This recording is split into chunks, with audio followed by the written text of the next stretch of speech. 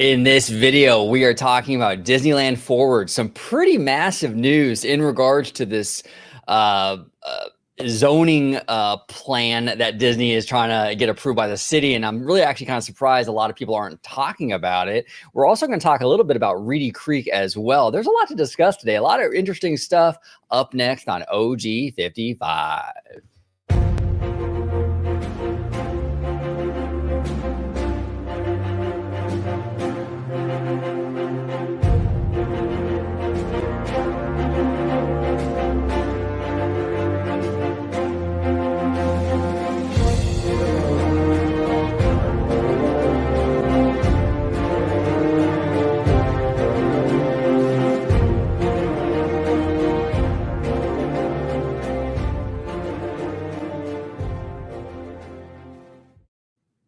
May I have your attention, please?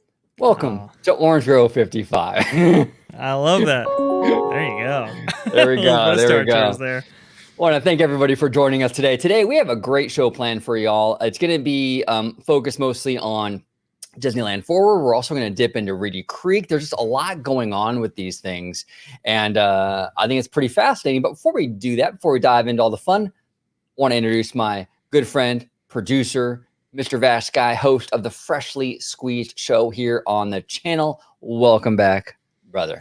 Hey, man, happy to be back. Happy to be back. This is some interesting stuff that I didn't, with Disneyland Forward, I was kind of like iffy on, but now it looks like some really good news. So happy to share it with people here.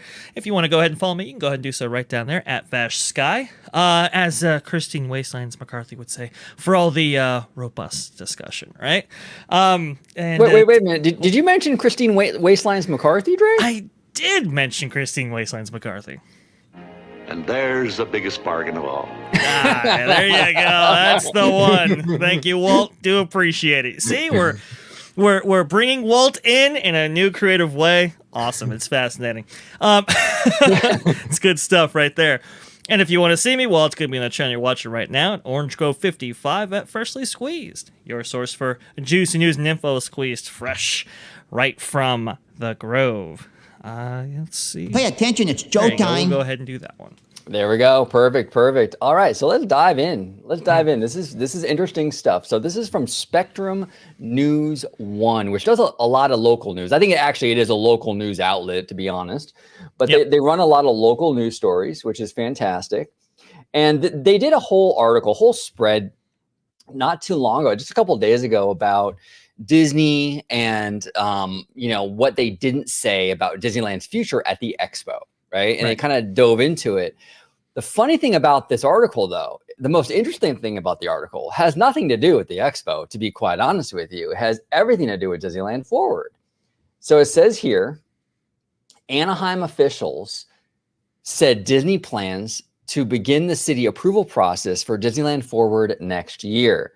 And if you scroll down, and I'll be linking this down below as I always do, so y'all can check it out, at your own leisure. But it says here, I'm going to kind of go over just the important part right here. DeMauro did not mention Disney's so-called Disneyland Forward project at D23, which would modify the current zoning of parts of Disney's vast properties in Anaheim and allow Disney to create a new entertainment and theme park district within its footprint. Okay. And it says here, if rezoned, Disney could lead to a third theme park and or hotels on top of the current Toy Story parking lot across the street from the Anaheim Convention Center. Goes on to say, Anaheim city officials told Spectrum News Friday that the Disneyland Forward project is still in its early phases. Quote, we are likely to see Disney begin the process of city approval consideration in 2023, said Mike Leister, an Anaheim spokesman. Now, this is fascinating news, Ray, because, you can't get much more confirmed than coming from a city spokesperson. I don't know. What are your thoughts on this? Seems like it's still going on. It's still going to go through, or the process will go through. Yeah, it looks like the process is still going forward, which is it's quite nice to see. I don't know what the chances are that it will actually go through that process successfully. We know that Disney has had a little bit of trouble with this project so far. Looked like it was all going great. And then Harry said, ew, and all that kind of mess with the FBI and stuff. And now, this is kind of where we stand here. OG and I kind of come to the conclusion that, well, even if Disneyland Forward doesn't actually go forward, parts of it still can and so forth, and maybe do it over the next 5 to 10 years. But it looks like, according to this, it looks like it is going forward with its approval process. A little bit later than we all thought, but it is still going forward. I am optimistic. I'm not going to say I'm not. Two things that concern me a little bit, however, is that, this is kind of post that FBI news, right? So it's like, how does that affect everything? That's definitely something to take note of. And it's in 2023. I think, knowing Disney and knowing this kind of city council, how it had been kind of, let's say, Disney favorable. we can go ahead and put it that way. It had been, I think the city council was very much into the idea of like new projects, new investments in the Anaheim Resort area. It had actually just approved of the the OC Vibe project, right? For the kind of Anaheim area, let's say. And from what we understand of that project, that was going to be a kind of $4 billion mixed-use project where you were going to have certain areas of zoning that would accompany all kinds of entertainment activities, hotels, and so forth. So it stands to reason that, well, okay, if you're going to approve this, maybe you can approve Disneyland Forward, and it looks like they are going in that direction. At least with Disneyland Forward as it currently exists. We heard of the new Nickelodeon project that apparently was, I guess it was like 10 years in the making, and that just finally got approved. It's going to be over a $200 million project that's going to be just south of the Disneyland area. The only thing that concerns me with all these things is like it's this version of the city council, and as we know, the midterms are coming up. Maybe some of these city council members are going to be switched out. We're going to have to see. But what are the prospects like with the new kind of state of the city council as it exists in 2023? That's the only thing that kind of concerns me. Is that we couldn't actually include it within this, before this election cycle, but. Hopefully it all works out, and it does seem like this, at least this version of the city council, at least this version of the Anaheim populace, let's say, is amenable to something like this. I think that the 2023 kind of tentative date is kind of by design a little bit. And I do think it has a lot to do with politics. Because like you said, like that whole Anaheim mayor corruption scandal put a huge, gear in the wrenches, wrench in the gears, basically, and put everything to a screeching halt. And I think that Disney kind of thinks, this is the mindset I think they're kind of working with Disney. I think they're thinking, okay, if we try to get this thing approved before the election, it's risky because a lot of these people are up for re-election or what have you. And, bad optics to kind of give the big mega corporation everything they want, right? So maybe it's best to wait until the election's over and there's less kind of on the line for these politicians where it kind of frees them up a little bit politically. You see this a lot like in national politics too, where right before the election, a lot of bills or a lot of these things don't really go through because nobody wants to touch anything before the election and like fuck up their chances. So I think once January hits and that whole election thing is behind them and they're more free to do what they kind of want, I think that Disney has better chances. And I think that's why Disney's waiting until 2023. They kind of realize that. And I think that's kind of the smart move because I do think it is risky before that election. I also do think, though, to some degree, that the optics look when this whole FBI thing dropped in May, I'm like, oh man, here we go. Anaheim's going to overcompensate like crazy. They're going to be like, turning down all kinds of projects and really kind of hurting the economy, like real self-inflicted wounds because they're trying to overcompensate with the optics, like, see, we're tough on corruption, so they're not going to approve freaking anything. Yeah. I am pleasantly surprised that doesn't seem to be the case. We saw recently the city council turn down some campaign finance reform. That's shocking, because that would have been an easy kind of like, thing to put through to kind of show your work on the corruption. Didn't go through. And don't forget about the gate tax as well for Disneyland. And the gate tax, that was also turned down. So there's been quite a few things that have been kind of turned down, and hasn't just been rammed through just for optics sake. And that's encouraging, because I really did think they were going to try to overcompensate with that, and it doesn't appear that they're doing that. So very, very interesting. I don't know. It doesn't. I mean, I will agree. It is kind of risky for these politicians in order to vote on some of this stuff now. There ain't no question about that. But I don't know. It's kind of risky for Disney on the back end as well when you think about it, because we don't know what the makeup of the city council is going to be like, post November. So it's like, it's just one of those things. It's like, they've been, with the items that you just mentioned, right? With like I said, the gate tax, and then like you said, the campaign reform, the campaign finance reform, the planning commission approving of this $4 billion OC Vibe project, the Nickelodeon project. It's like I think you have a lot of momentum towards projects and towards investment into the Anaheim area. It's like, why wouldn't you just, I don't know, take a chance? It's like everything is kind of leading up to that. The risk is after November, you get an electorate that might be, okay, we don't know what the political fallout from the FBI thing is going to be. That's kind of my thing. There still could be a vote to be had there that doesn't swing necessarily Disney's way. So it's like, do you do it now? Do you do it later? Looks like they are going to do it later.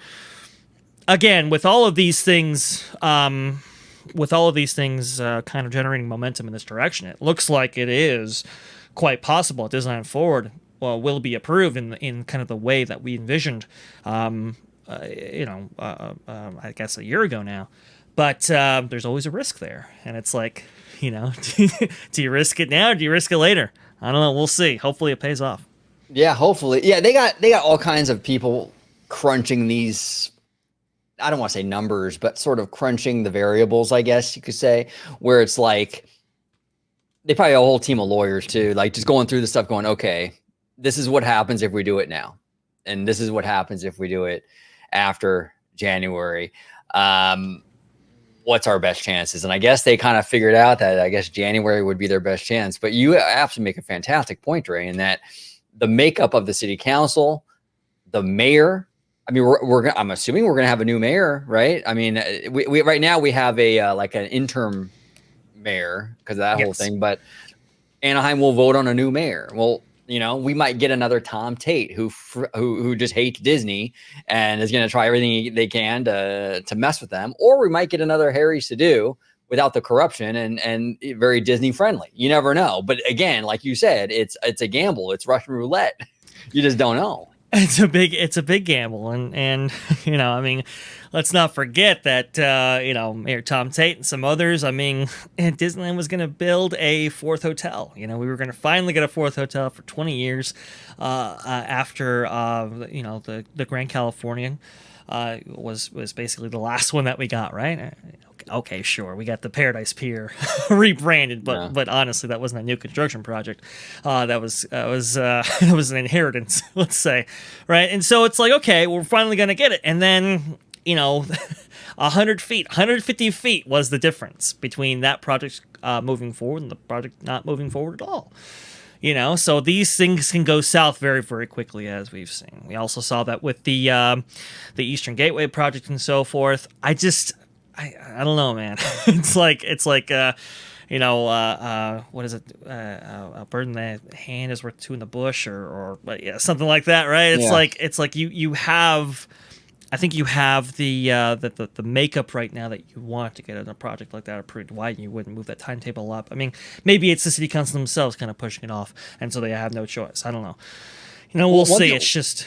Well, one thing I wanted to ask you too, and I'm honestly, I'm not 100% like disclosure, I'm not super versed in like the local Anaheim politics and how these elections work, for the city council and stuff.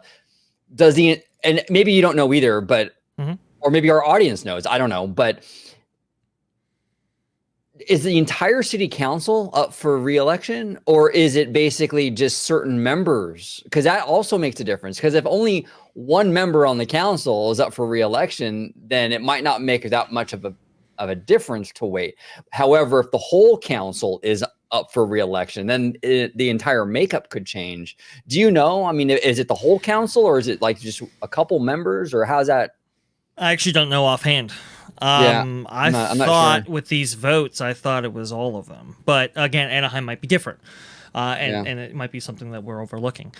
Again, it's Disney can only control so much, so it might just be the council just pushing it off, just for the reasons that you mentioned, right?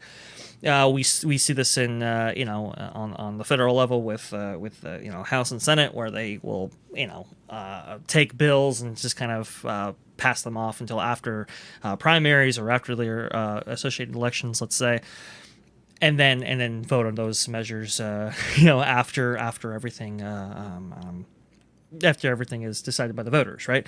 It could be looking it could be a similar thing here. We just don't know, but it's just like, oh man, we this whole measure was supposed to be approved in the bag in September, and now we got to wait a whole another year with a whole another round of issues that could pop up at a time between then and now. So we'll see. I mean, it's again, I think Anaheim is looking for a revitalization of the Anaheim Resort area ever since the horrific effects of 2020 and beyond. So I think that momentum should still be there. It's just a little bit concerning to me because I know how these things can go south. They can go south real quick. So we'll see. Perfect example of it going south quick. I mean, it was all we were like, it was almost like a foregone conclusion in April that this thing was going to go through. The Anaheim PD tweeted out that they need more officers because of this expansion. Right. And we're all making videos. Like we made a video, and I know Hey Bricky made a video about it. Everyone was pretty bullish on Disneyland Forward at that time. And then the FBI Harry Sadu thing came out. I think it was like in May, and that changed everything. That was like, it just nuked the whole situation. Yeah. And we're still feeling the effects of it. Now, we are several months removed now from that news in May. In my opinion, I think that enough time has passed now that if Disney was going to be directly implicated in this criminal activity or whatever. This cabal, right? Right.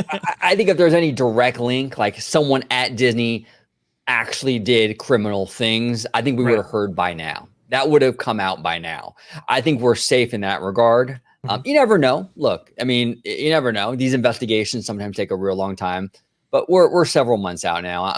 I feel pretty confident that's not going to come to surface. But yeah, just to your point though, I mean, these things can go south real fast. That news overnight changed the whole situation with this project. It did. So hopefully we don't have any more surprises. So yeah, well, look, in terms of surprises like that, ever since Harry Sadu was, let's say, unceremoniously left the office.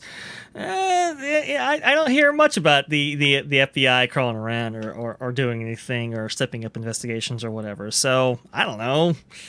Mission accomplished, it looks like, I guess. But that's a whole other story for another time. Well, look, that's it, right? That's it. So, I don't know, I mean, these things have a way of working out. Look, I remember when, ESPN Zone closed, right? It was the last ESPN Zone anywhere in the nation. That closed. The AMC Theaters closed. Rainforest Cafe closed. Earl Sandwich closed for the second, third time. I guess that time, right? And that was it. That whole area was going to be flattened for a fourth hotel. And then right at after all those jobs have been had been let go and so forth and lost. The city of Anaheim had their own plans regarding that whole thing. So these like we said before, these things can go south fast. I'd like it to be within this kind of time frame, but we'll see. There does seem to be momentum running in this direction, which brings us to our next story. Yes. Of momentum in another direction. It looks like that Park Place picked up a little quote here from Representative Daniel Perez, Republican in Florida, who is talking about the Reedy Creek Improvement District and what is the fate of that. And the quote is this, quote, "The one thing that I can tell the audience is that the conversations of Reedy Creek have always been there, and they're still continuing today. We'll try to put a bow to that conversation in the near future. As for the timetable on that, it's still uncertain, but the conversations have continued, and there is some progress to be made, but we will definitely, I think, will reach a solution sometime soon." That's interesting. So this Representative Daniel Perez, he's saying that basically talks between Disney and the government have continued, and they've made a little bit of progress through these conversations. And that's interesting. That's very. Yes, it is very interesting. It seems like that. I believe, here we go. That Park Place had a little bit of commentary on this, although it seems unlikely that Reedy Creek will be fully dissolved. And yeah, that's kind of the way I kind of felt about it, that it was going to be necessarily reorganized rather than dissolved completely. For a plethora of reasons we have discussed in the past, it also seems more likely that the district will be configured so that Disney winds up with far less power and still the same or larger bills to pay. With both the state of Florida and Universal Studios Epic Universe nipping at Disney's ability to operate as normal, perhaps they'll need more than blue sky presentations to stay ahead. It's very interesting. I mean, I've kind of, I don't know.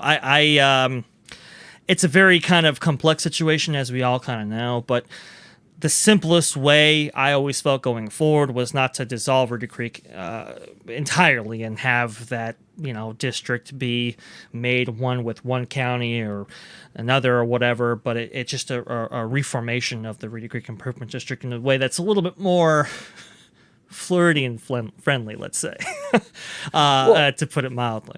Well, I mean, I don't know. I mean, to be fair, though, I don't think it really has been that aggressively hostile to Florida, though. I mean, I haven't really heard many complaints in the 50 years it's been there. I mean, and a lot of the stuff too. I do think, though, I think that Park Place is absolutely correct. And I agree with you as well, Dre. Like, it will not be fully dissolved, and they will have less power. Yeah, but I think it's going to be less power that doesn't really affect anything at the end of the day. And I'll kind of explain what I mean by that. I think they're going to go in there. They're going to take away Disney's right to build a nuclear power plant. I think that power will be stripped away. I think they'll go in there and they'll strip Disney's power to have their own courts. That'll be taken away. Stuff like that. Stuff that at the end of the day, I think Disney probably would never do anyway, but it's something that like DeSantis and the Republicans can go to their base and say, hey, look, you know what?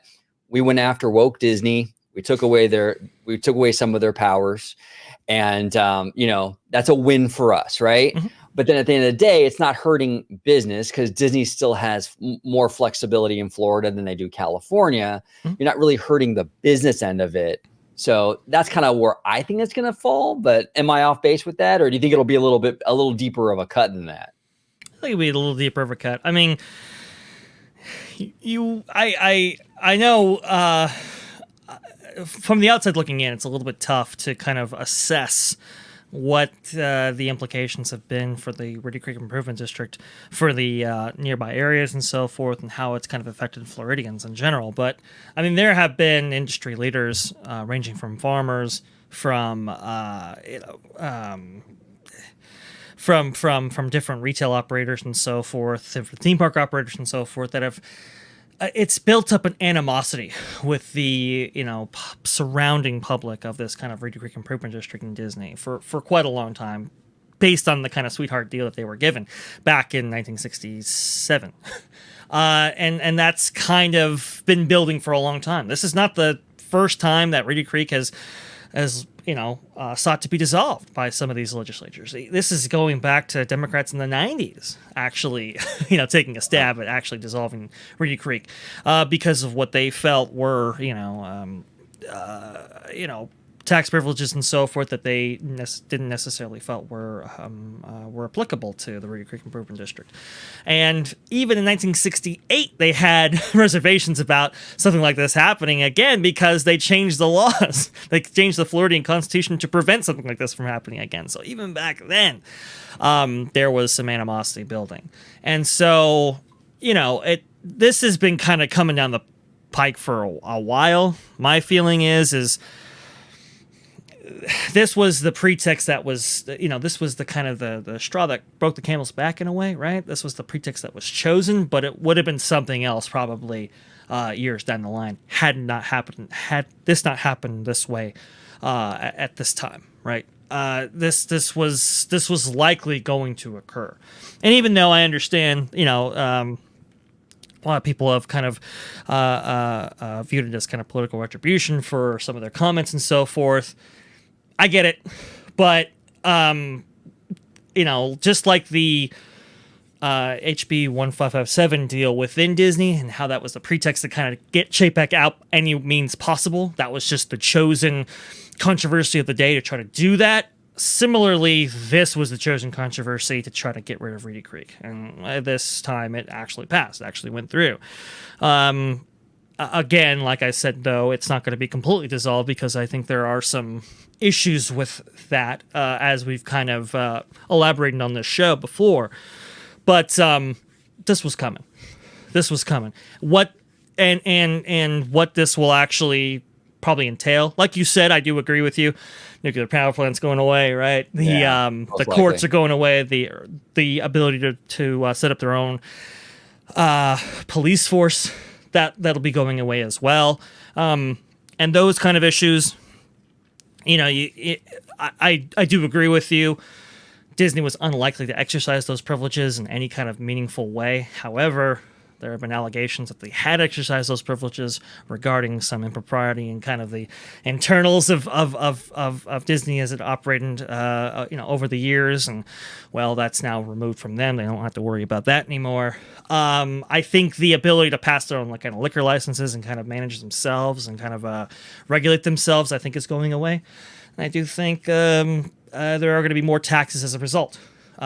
The whole purpose of the RCID was to have Disney be completely self-sustaining.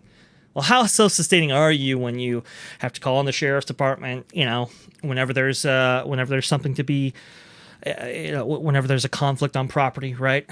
How self-sustaining are you when you have to call in nearby fire departments because the Reedy Creek Fire Department is completely understaffed or can't manage an incident or two, which we've seen before.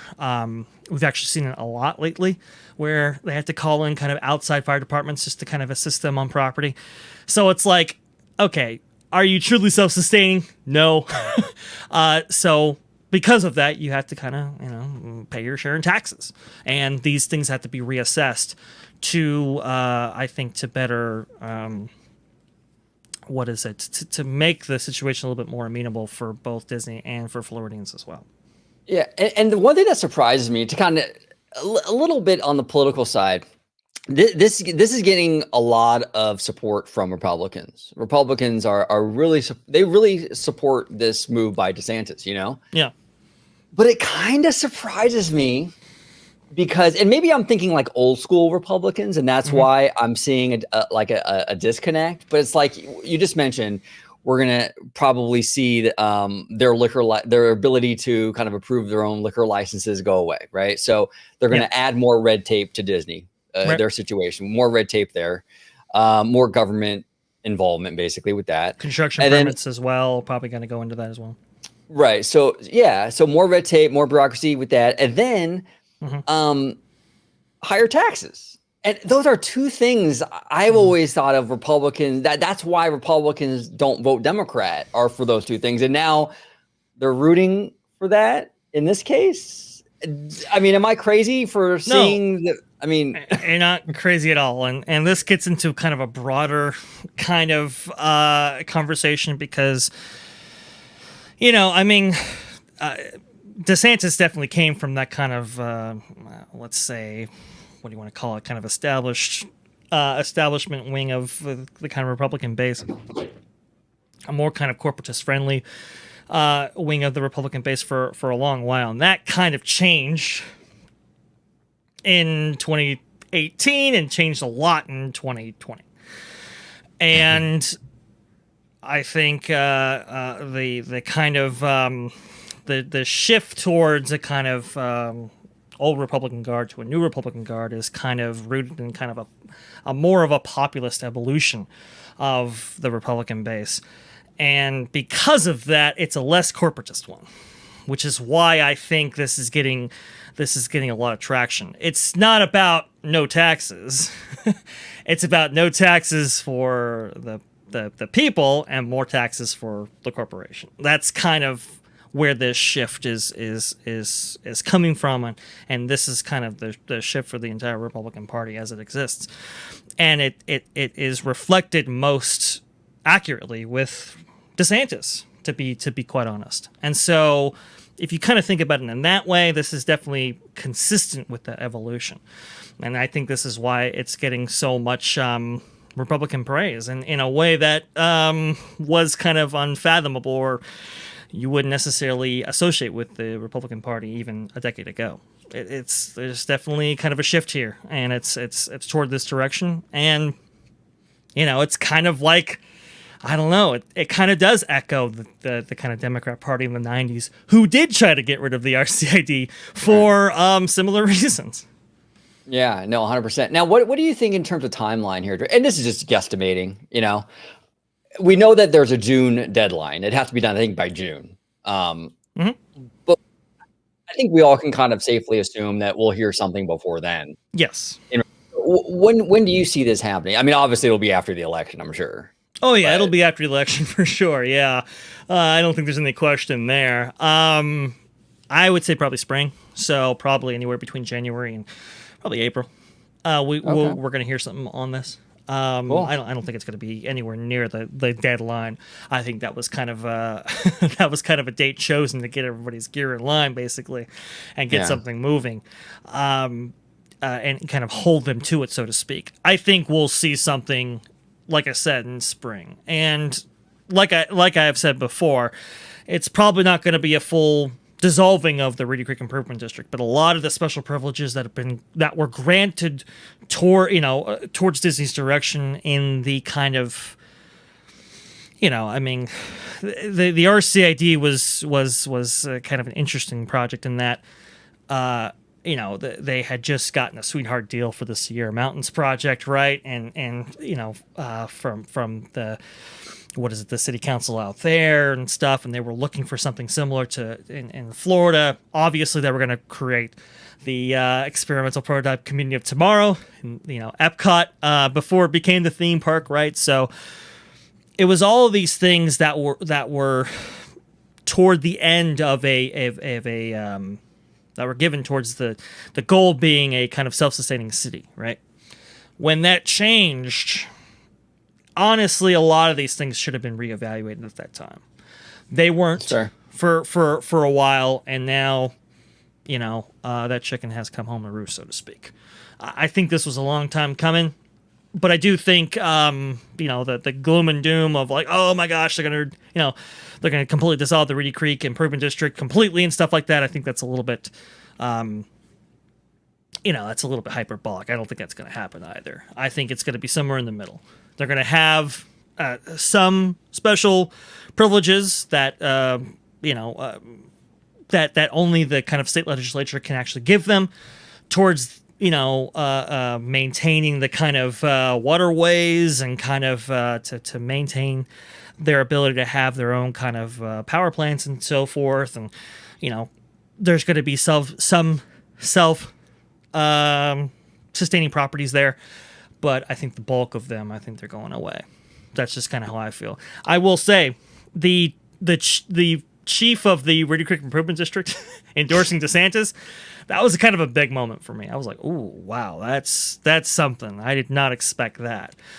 We had heard that he had been speaking against Disney for quite some time, but to actually have him endorse the governor, somebody who has talked about dissolving the improvement district entirely, that was interesting. And I think that is happening because I think even they know their jobs are safe, and this will be a new era for the RCID, not a complete removal of it. 100%, brother. Fascinating conversation as always. It is an absolute honor to do these shows with you, man. I really, really do enjoy them. Producer Dre, everybody. If you can let everybody know where they can find you on social media, my friend. Thank you. No. Hey, the best place to find me is going to be at VashSky on Twitter. It's right down there for what have we said before? For all the robust discussion right there. You can go ahead and find me right there, as Christine Wastelands McCarthy would say, right? And if you want to see me, well, it's going to be on the channel you're watching right now at Orange Grove 55 at Freshly Squeezed, your source for juicy news and info squeezed fresh right from the Grove. But really nothing compares with a freshly squeezed. I like that. Perfect. Well, thank you, brother, for coming on. And thank you all for watching. Comment down below with your thoughts on the Reedy Creek news. Very, very interesting stuff. Your thoughts on Disneyland Forward. Getting as close to a confirmation as we can get with the spokespeople from the city saying, talks basically, or the process basically to resume in 2023. That was pretty exciting. What are your thoughts in terms of the prospects of this thing actually going through that process and getting approved fully? Where you guys stand on that? We, as always, appreciate all your support over the last 6 years here at OG55. Thank you all so much for watching. And as always, have a wonderful, wonderful day. Orchard fresh and delicious.